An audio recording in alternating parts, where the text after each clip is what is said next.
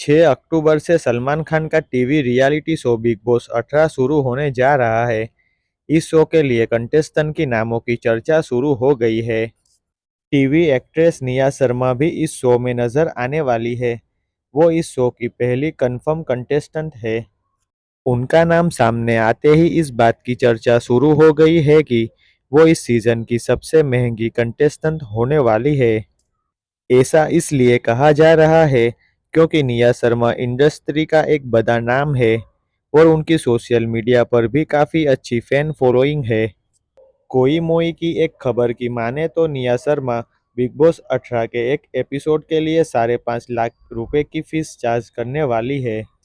निया शर्मा की fan following के हिसाब से ऐसा माना जा रहा है कि वो बिग बॉस फिनाले का सफर तय कर सकती है।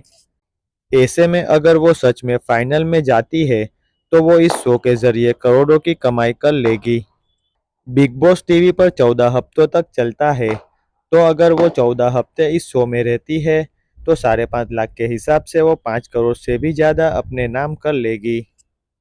डेली लेटेस्ट एंटरटेनमेंट न्यूज़ के लिए हमारी चैनल को सब्सक्राइब करें और बेल आइकन को ज़रूर दबाएं।